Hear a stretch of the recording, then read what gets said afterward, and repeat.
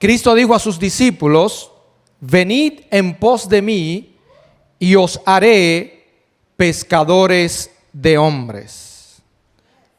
Así le dijo el Señor a ellos: venid en pos de mí y os haré pescadores de hombres. Toda alma salvada debe llegar a ser un ganador de almas. Los discípulos eran pescadores de peces y Cristo le cambió la profesión y le dijo: yo voy a hacer de ustedes pescadores de hombres. Alguien dijo sabiamente: todo cristiano es un misionero y todo no cristiano es un campo misionero.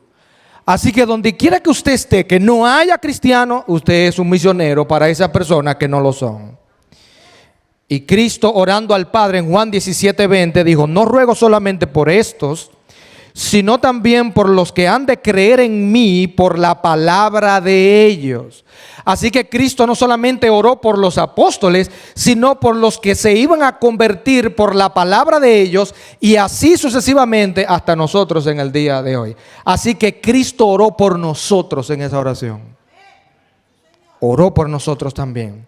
En Lucas 5:10, la frase pescadores de hombres significa captar hombres vivos. Es interesante que en 2 Timoteo 2:26, Pablo habla de aquellos que han sido hechos cautivos por el diablo, y también significa captar hombres vivos. Así que todo hombre, toda mujer es captado por alguien, o por Cristo o por Satanás. No hay punto neutral.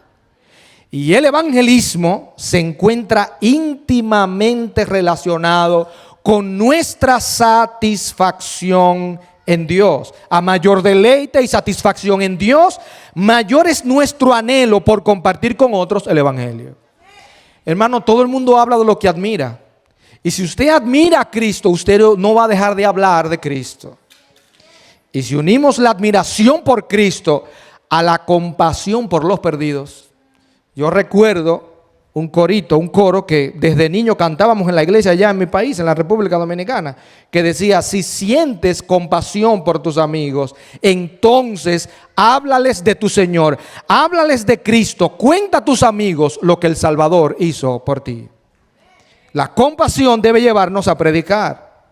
Pedro y Juan, cuando fueron azotados, le dijeron: lo vamos a dejar libre siempre y cuando no prediquen más. Y los azotaron y lo dejaron libre.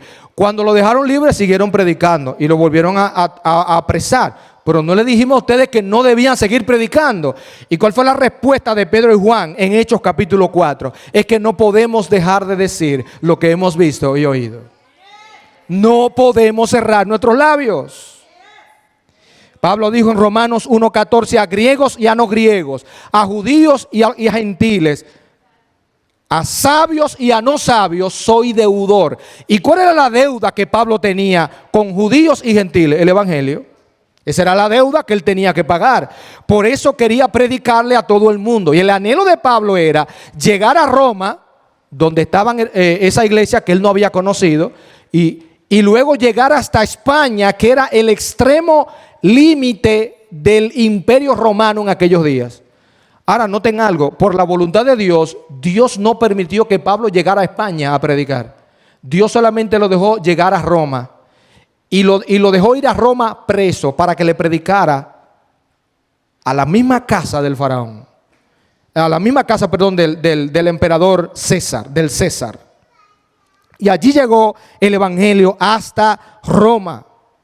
Pablo dijo en 1 Corintios 9:16: pues si anuncio el evangelio, no tengo por qué gloriarme, porque me es impuesta necesidad. Y ay de mí si no anunciare el evangelio. Ay de mí. Pablo decía: creí, por lo cual hablé. La verdadera fe abre los labios para hablar de Cristo. Andrés fue el primer discípulo que Cristo ganó, y fue el primero en ganar un alma para Cristo, porque Andrés llevó a Cristo a su hermano Pedro. Es interesante que tanto Andrés como Pedro eran discípulos de Juan el Bautista.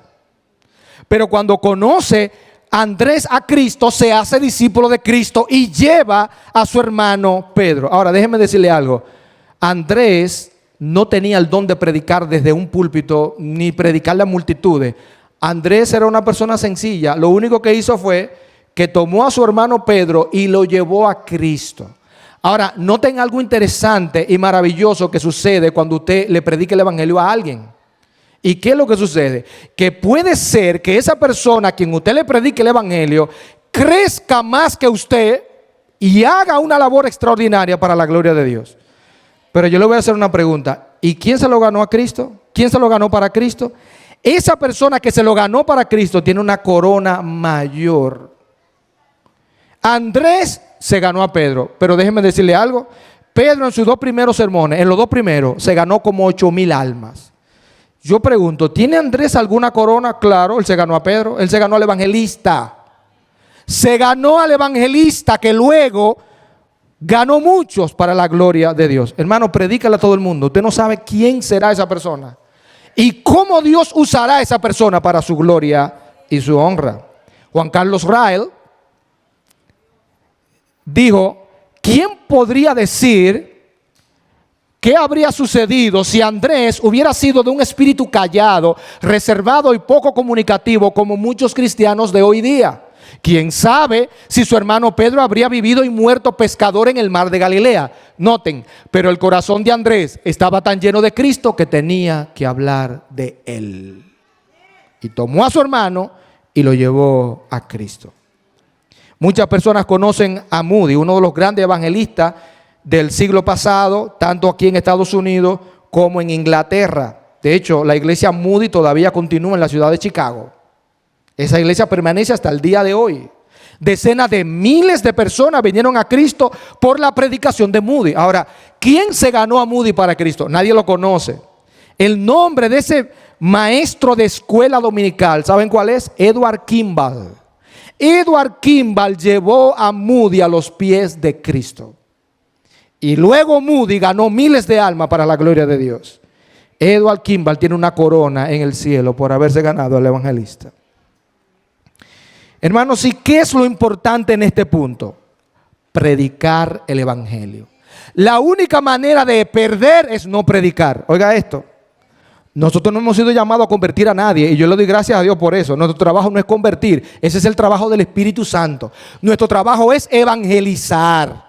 Ese es nuestro trabajo. Y la Biblia dice que si predicamos el evangelio y nos rechazan, dice la Biblia que somos bienaventurados. Primera de Pedro, capítulo 4, versículo 14.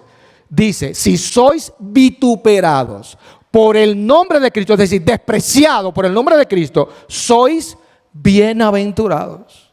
¿Y qué significa esa palabra? Feliz en grado superlativo. Así que somos bienaventurados si predicamos y nos rechazan. Y también dice en Lucas 6, 22 y 23, de la manera siguiente: bienaventurados seréis cuando los hombres os aborrezcan y cuando aparten de sí os vituperen y desechen vuestro nombre como malo por causa del Hijo del Hombre. Gozaos en aquel día y alegraos, porque he aquí vuestro galardón será grande en los cielos, porque así hacían sus padres con los falsos profetas, con los profetas. Así que tenemos un galardón simplemente porque predicamos, es lo que está diciendo el texto. Predicamos y nos rechazaron, tenemos un galardón, dice el texto. Ahora, si predicamos y las personas aceptan a Cristo, ganamos un alma.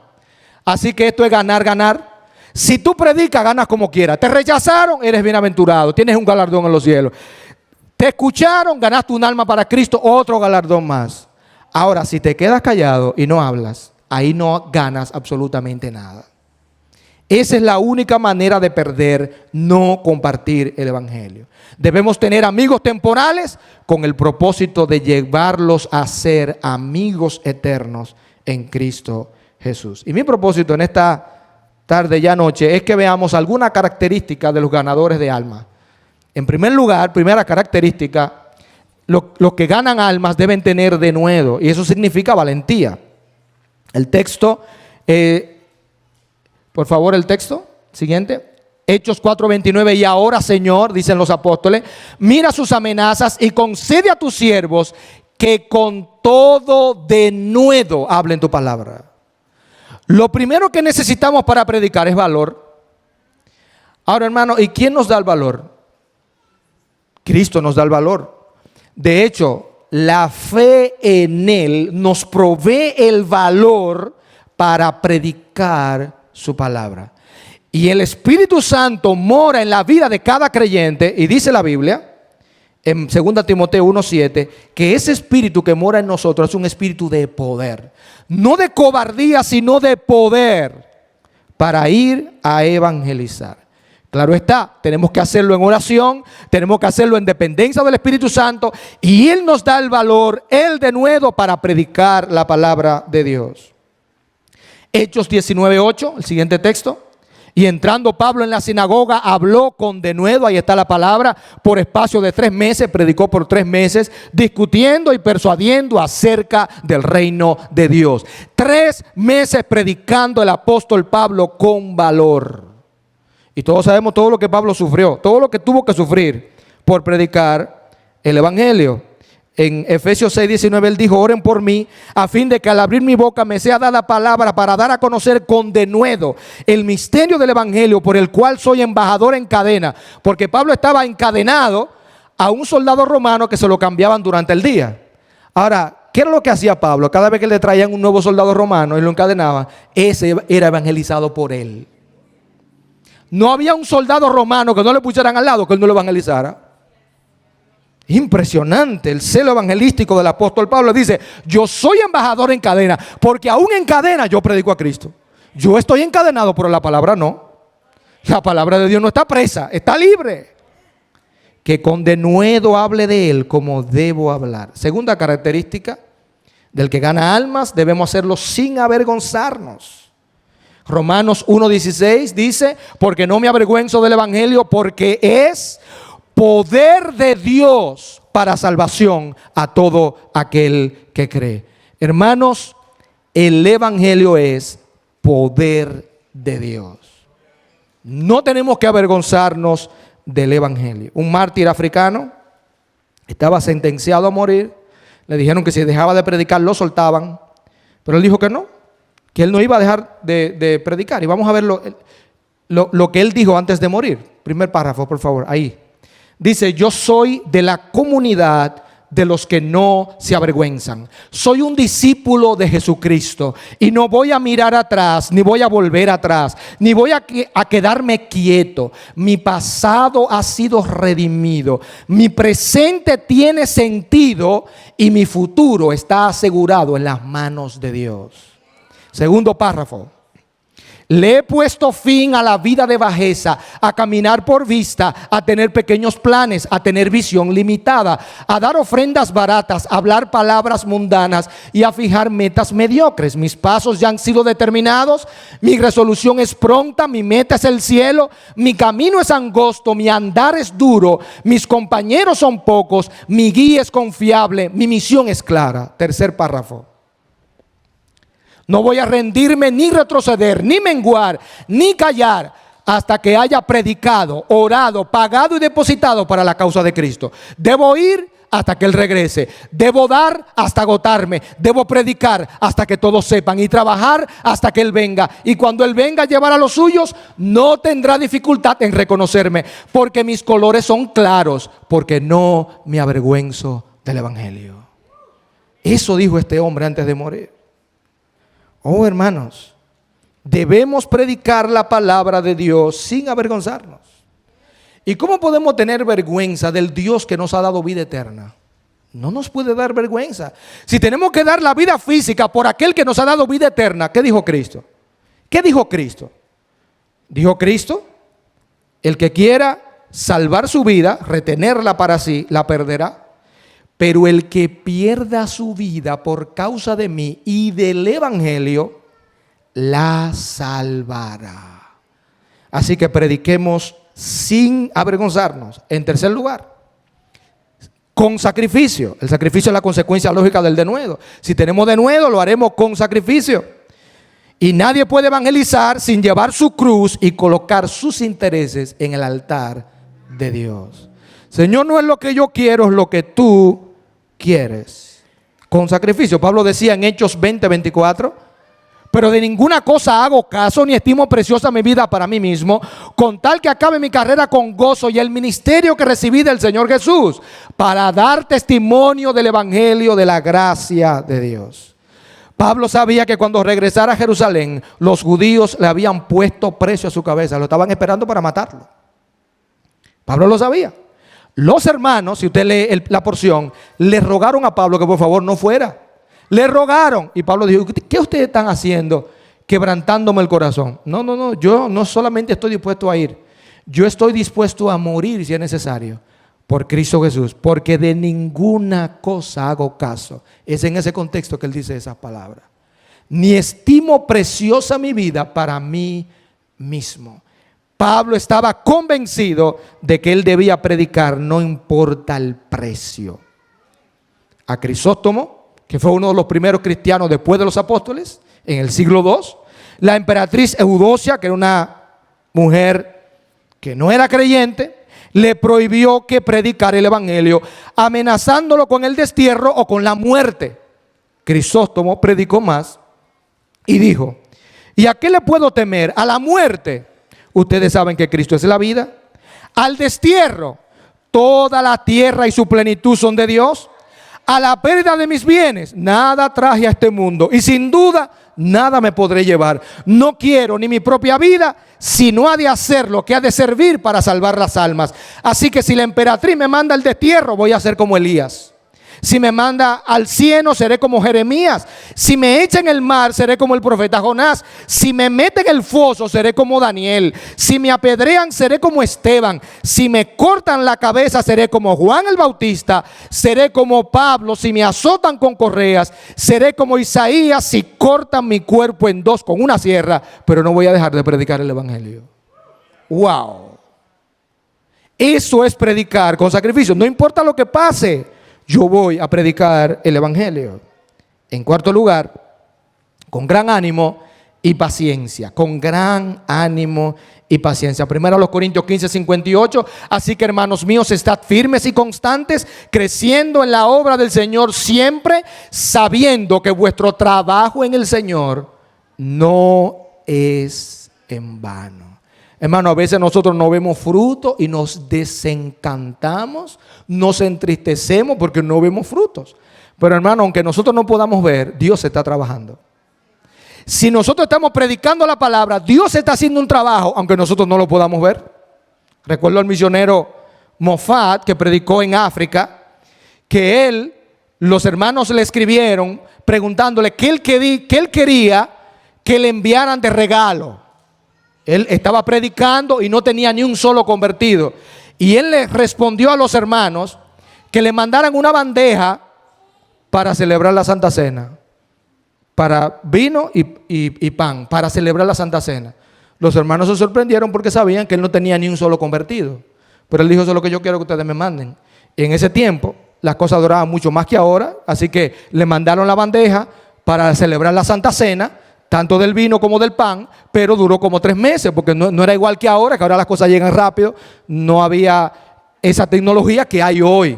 Así que cuando la bandeja llegó, ya había más de 15 personas convertidas y bautizadas. Ánimo y paciencia. Las almas se convierten en el tiempo de Dios, no en el nuestro.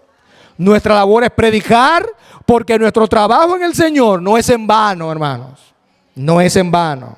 Segunda Timoteo 2, 25 y 26, el siervo del Señor que con mansedumbre, mire esa palabra, corriga a los que se oponen, por si quizá Dios le conceda que se arrepientan para conocer la verdad. Dios es el que concede el arrepentimiento y escapen del lazo del diablo en que están cautivos a voluntad de Él. Ahora, ¿cómo es que tenemos que hacerlo? Con mansedumbre.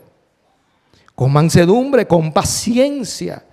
Porque Dios obra por su Espíritu cuando Él así lo ha determinado. En quinto lugar, con urgencia. Con urgencia. Hechos 9:20 nos narra la conversión de Pablo al capítulo 20. Y cuando Pablo se convierte en el versículo 20 y recibe la vista por Ananías, que va a la casa donde él está en Damasco y se la da en el nombre del Señor, dice que enseguida predicaba a Cristo en las sinagogas diciendo que este era el Hijo de Dios. ¡Wow! Pablo no perdió tiempo. Pablo no dijo, mira, yo necesito ser adoctrinado, me tienen que llevar a la iglesia. No, Pablo enseguida comenzó a predicar.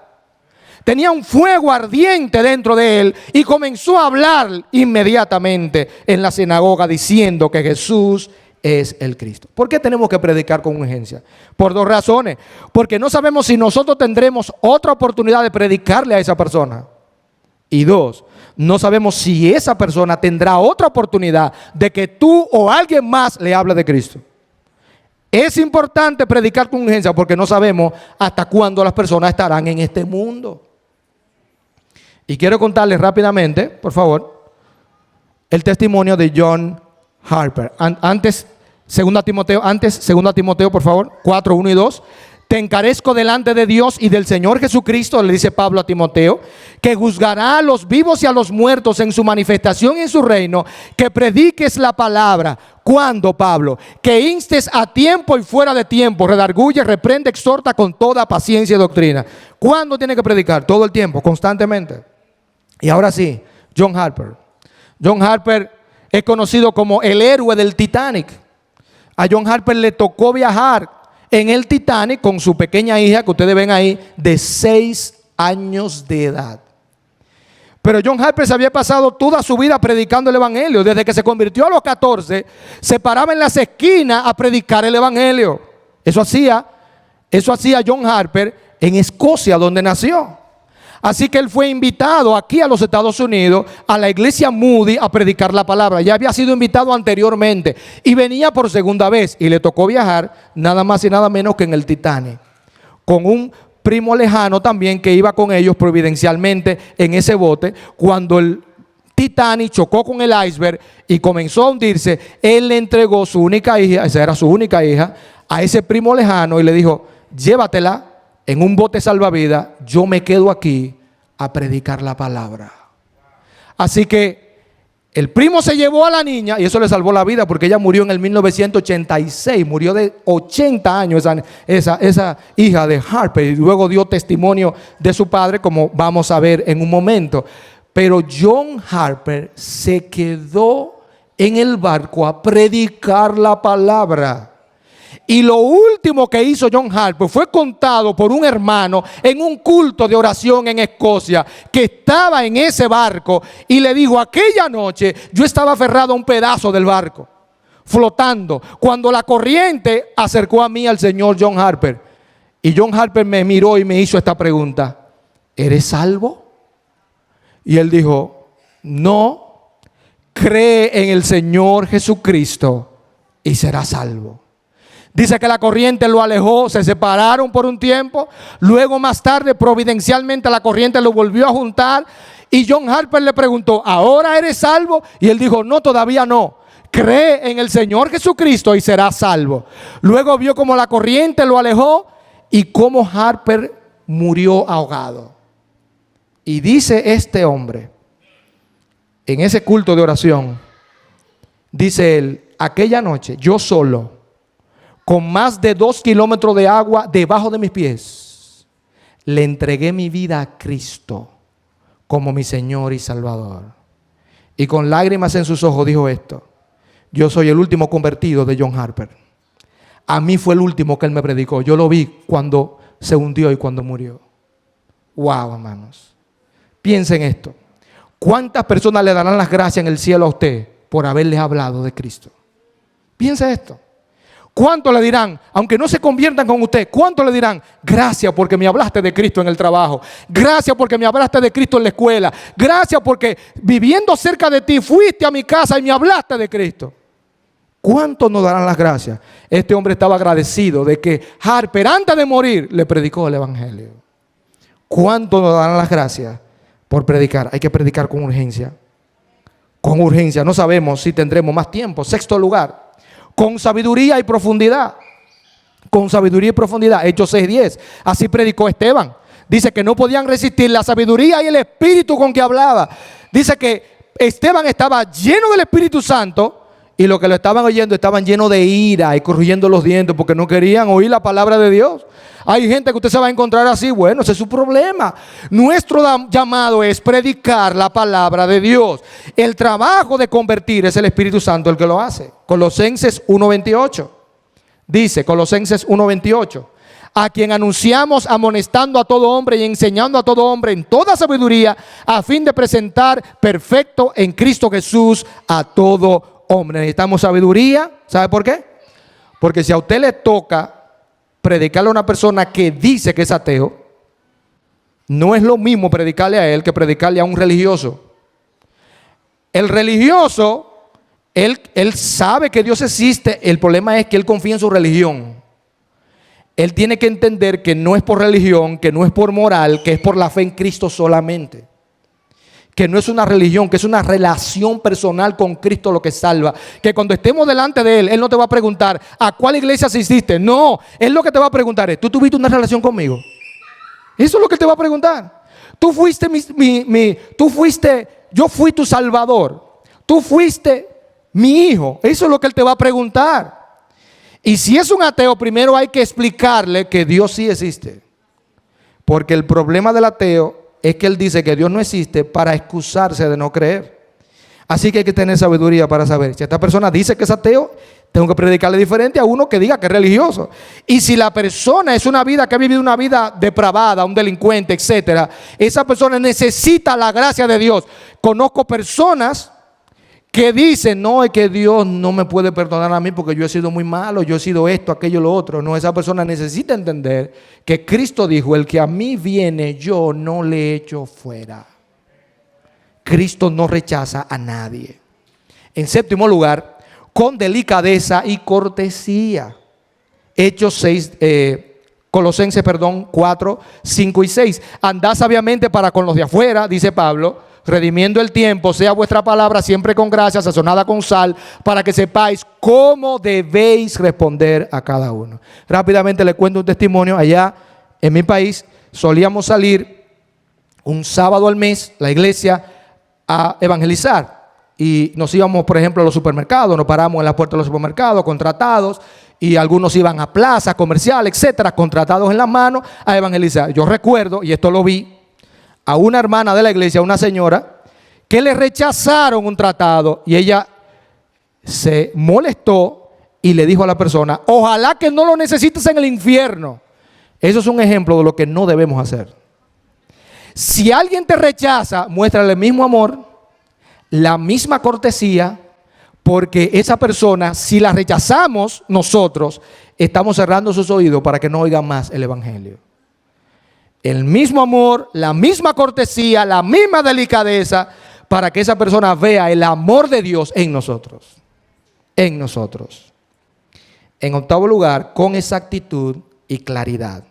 Gálatas 1, 8 y 9 dice Pablo, mas si aún nosotros o un ángel del cielo os anunciare otro evangelio diferente del que os hemos anunciado, sea anatema, es decir, maldito de Dios, es lo que significa anatema.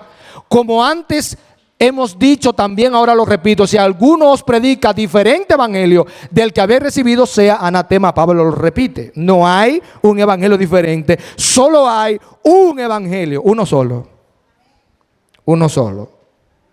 Dice Isaías 45, 22, mirad a mí y sed salvos todos los términos de la tierra, porque yo soy Dios y no hay más. Oiga esto, hermano. El que va a ir al cielo por Jesucristo. Solamente. Porque ese texto dice más adelante, ante mí se doblará toda rodilla. ¿Y ante quién se doblará toda rodilla? ¿Ante quién? Ante Cristo. Los incrédulos lo harán antes de ser condenados, pero lo van a tener que hacer. Y los cristianos lo haremos gozosamente antes de estar en su presencia, antes de estar en la gloria. Pero el punto es este, hermano. Una omisión, es decir, ocultar algo del evangelio. O una adición, añadirle algo al evangelio que no es evangelio, es otro evangelio. Y Pablo dice, si ocultas o añades, eres anatema. La maldición de Dios le caiga a una persona que le quita o que le añade al mensaje del evangelio. Lo que Pablo está diciendo en ese texto es, el contenido del evangelio es intocable. La forma, como tú quieras. Hay gente que lo hace con cuadros, con dibujos, como tú quieras. Hay muchas maneras, métodos de evangelizar. No hay problema, pero el contenido no lo toque, no lo cambie, no lo altere, no le añada, no le quite. Pablo decía en 2 Corintios 5:21, al que no conoció pecado, Jesús, por nosotros Dios lo hizo pecado, para que nosotros fuésemos hechos justicia de Dios en él. ¿Qué fue lo que sucedió en la cruz? Como dice un himno, un glorioso intercambio. ¿Y cuál fue ese intercambio? Bueno, que Cristo fue castigado por nuestros pecados como si Él los hubiera cometido y recibió la ira de Dios durante 3 horas de oscuridad en la cruz del Calvario. ¿Y para qué? Para que todo aquel que en Él cree, se arrepiente de sus pecados, pone su fe en Cristo, ahora es tratado por el Padre como si nunca hubiese pecado. Oiga eso. Cristo fue castigado por nuestro pecado como si Él lo cometió, para que nosotros ahora, cuando le recibimos, seamos tratados como Cristo, que nunca pecó, por su vida justa y perfecta que es puesta en la cuenta del que cree. Y por eso es un glorioso intercambio. Cristo cargó nuestros pecados y nosotros ahora, Dios nos ve en Cristo como si nunca hubiésemos pecado. ¿Y por qué es posible esto? Bueno, porque Cristo se hizo hombre sin dejar de ser Dios. Eso significa que aunque Cristo murió como hombre, porque es imposible que Dios muera, Dios no puede morir, Cristo murió como hombre, pero Cristo nunca dejó de ser Dios. ¿Y qué importancia tiene eso? Bueno, que al morir como hombre, sin dejar de ser Dios, su muerte salva a todo aquel que cree en Él, porque Dios es el único que puede salvar. Nadie más lo puede hacer. Así que Él es el único mediador entre Dios y los hombres. ¿Por qué? Porque Él es verdadero hombre y verdadero Dios al mismo tiempo. Y como hombre, Él toma la mano de los hombres y de las mujeres. Como Dios, Él toma la mano de Dios. Y cuando una persona dice, yo creo en Cristo, me arrepiento de mi pecado, Cristo, que es Dios y hombre, une la mano de esa persona a la mano de Dios. Nadie más puede hacer eso. Él obra la reconciliación porque Él es Dios y hombre por toda la eternidad. Por toda la eternidad. Y lo más glorioso, hermano, cuando lleguemos al cielo, nadie nos tendrá que señalar, mire, ese es Cristo. No. Veremos la señal en su frente de la corona de espina, veremos la señal en sus manos de los clavos, veremos la señal en el costado, veremos la señal en los pies y sabremos, ese es nuestro Salvador. Porque Cristo asumió una naturaleza humana por la eternidad, por amor a ti, por amor a mí. Hermano, qué glorioso es el Evangelio. En noveno lugar, con sinceridad y con honestidad. Dice 2 Corintios 2:17, pues no somos como muchos que medran falsificando la palabra de Dios, sino que con sinceridad, como de parte de Dios y delante de Dios, hablamos en Cristo. Esa palabra que aparece en el texto, medran, significa literalmente comercian. Lo que Pablo está diciendo es, nosotros no somos como muchos que comercian falsificando la palabra de Dios. No. Hay personas que predican diciendo, mira, ven a Cristo, todos tus problemas se van a resolver. Eso no es cierto. Eso no es cierto. Es más, es probable que vengas a Cristo y tengas más problemas. Pero ahora hay una diferencia. ¿Y cuál es? Cristo ha prometido estar contigo todos los días hasta el fin del mundo. Él está contigo todos los días hasta el fin del mundo. Con sinceridad como de parte de Dios. Hermano, cuando nosotros predicamos, sea desde el púlpito o sea de manera personal, hay una sola persona que tiene que aplaudir nuestra predicación. Es Dios. Sea en el púlpito o sea persona a persona, es delante de Dios que estamos predicando. Eso es lo que dice Pablo. Delante de Dios y de parte de Dios hablamos en Cristo. Somos embajadores en nombre de Cristo y por eso llamamos a los hombres. Reconciliaos con Dios. No des una impresión falsa del Evangelio. No. Predica la verdad. El Espíritu Santo hará la obra en el corazón. En 10º lugar, con santidad y gozo. Versículo 1 de Pedro 2:9. 1 de Pedro 2:9.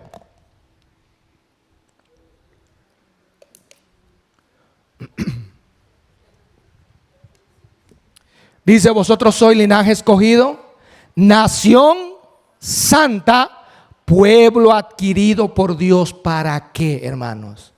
Para que anunciéis las virtudes de aquel que os llamó de las tinieblas a su luz admirable. ¿Vieron la conexión? nación santa para que anuncie. Dios quiere que yo viva en santidad para que yo pueda predicar eficazmente. Eso es lo que está diciendo el texto. Yo debo vivir en santidad, una vida de santidad y de gozo, para predicar eficazmente el evangelio. La evangelización es la comunicación del evangelio de Cristo a través de la vida y de las palabras de sus hijos. Hay una frase que se le atribuye a Francisco de Asís, que él decía: siempre que puedas predicar y cuando sea necesario usa palabras. Eso parece muy espiritual, pero no es bíblico. Necesitamos predicar con palabras. ¿Por qué? Porque el evangelio es un mensaje, es una historia, la historia de la redención. Sin palabras no se predica. Hay que usar las palabras y la vida, ejemplificarlas, lo que decimos. El evangelio debe ser entonces predicado por el testimonio hablado, por nuestras actitudes, por nuestras reacciones, por nuestra sensibilidad, por nuestra amabilidad, por nuestro comportamiento, por nuestra conversación. La vida y las palabras deben ir juntas. La evangelización no es eficaz si la vida y las palabras no se complementan. Una vida ejemplar puede causar admiración, pero si no hay un testimonio verbal, nadie sabe que es por Cristo que esa persona es así. Nadie lo sabe. Un testimonio verbal puede resultar inútil si no está respaldado por una vida santa. Pablo y Silas cantaban himnos a Dios en la cárcel en Filipos. Y así estaban predicando con gozo. ¿Cómo estaban predicando con gozo? Alabando a Dios en la cárcel. En voz alta, porque dice que los presos los oían. En voz alta. ¿Y qué sucedió? La Biblia dice que en Hechos 16, 25, dice que a medianoche orando Pablo y Silas cantaban himnos a Dios y los presos los oían. ¿Y Dios qué hizo? Mandó un terremoto. Se abrieron las cárceles, se cayeron los cepos, las cadenas. Y el carcelero, pensando que todos habían escapado, dijo: bueno, me voy a quitar la vida. Y saca su espada para matarse. Y Pablo y Silas le dicen: un momento, no te hagas nada, todos estamos aquí. ¿Cómo se llama eso, hermano? Eso es integridad. Eso es integridad. Esta gente están alabando a Dios y cuando la cárcel se abre, se quedan ahí. Pero esta gente son diferentes. Hay algo diferente en ellos. ¿Y qué hace este hombre? Que dice que se precipita adentro, toma una luz, se arrodilla frente a ellos y le dice: señores, ¿qué debo hacer para ser salvo? Y ellos le dijeron: cree en el Señor Jesucristo y serás salvo tú y tu casa. Y le hablaron la palabra del Señor a él y a todos los que estaban en su casa, porque eso lo llevó para su casa. Y toda su casa se salvó. Para la gloria de Dios.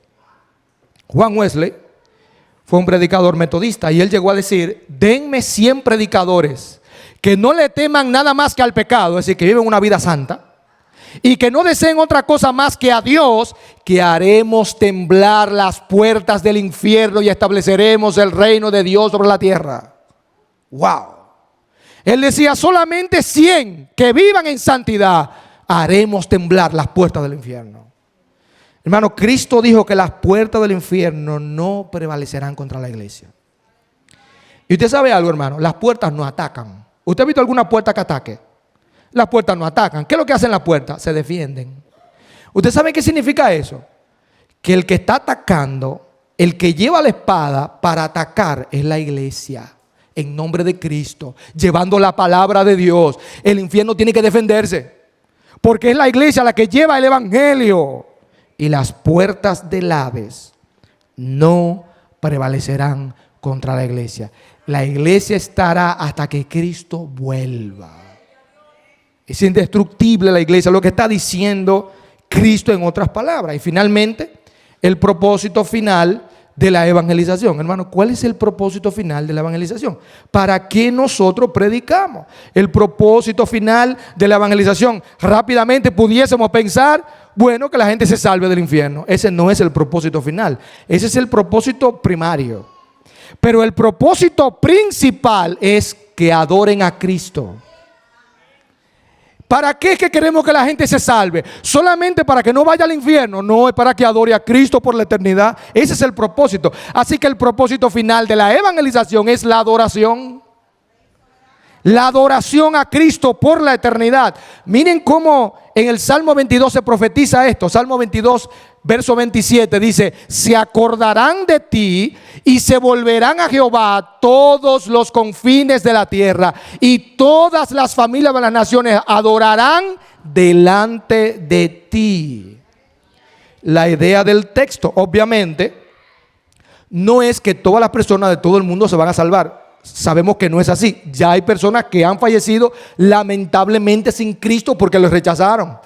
Lo que el texto está diciendo es que habrán salvos y salvas de todos los países, de todas las familias de la tierra, de todas las naciones. No habrá una sola nación sin representación. Qué interesante. Así que eso que hacemos hoy como iglesia, cuando adoramos al Señor, es simplemente un ensayo muy sencillo de lo que haremos por la eternidad. No las 12 naciones que están representadas aquí, sino todas las naciones de la tierra salvadas por la gracia de nuestro Dios. Y cuando se cumple eso, Juan vio el cumplimiento de eso en Apocalipsis 5:9. Y cantaban un cántico nuevo. Ahí está diciendo: digno eres de tomar el libro y de abrir sus sellos, porque tú fuiste inmolado y con tu sangre nos has redimido para Dios de todo linaje, lengua, pueblo y nación. Y nos has hecho para nuestro Dios reyes y sacerdotes. Oh hermano, un día adoraremos a Cristo por toda la eternidad. Y esto me emociona, hermanos. ¿Sabe por qué? Porque toda lengua adorará a Cristo. Usted dirá: ¿y cómo será eso posible? Bueno, tendremos cuerpo glorificado a la imagen de Cristo, así lo dice Pablo. Así que podremos entender todos los idiomas sin tener que aprender ningún idioma. ¡Wow! ¿Usted se imagina eso? ¡Qué glorioso! Todas las naciones en su idioma adorando al Cordero al mismo tiempo. Hermano, eso será indescriptible. Maravilloso, extraordinario. Decía John Piper, siervo de Dios, lo siguiente: las misiones no son la prioridad superior de la iglesia, es la adoración. Las misiones existen porque la adoración no existe. La adoración, no las misiones, es el objetivo final. Porque el objetivo final es Dios, no el hombre. Las misiones son una necesidad temporal aquí en la tierra, pero la adoración permanece para siempre. Hermano, adoraremos al Cordero por los siglos de los siglos. No habrá que evangelizar a nadie en el cielo. ¿Para qué? Todos seremos salvos allí. Solo adoraremos al Cordero por los siglos de los siglos. Recuerdo un libro que leí de un joven universitario baloncetista, Mark Kyle, que él le puso como título a ese libro. Es muy, muy buen libro. Yo les recomiendo a los hermanos y a los jóvenes sobre todo que adquieran ese libro. Se llama Lo único que no podrás hacer en el cielo. Así se llama.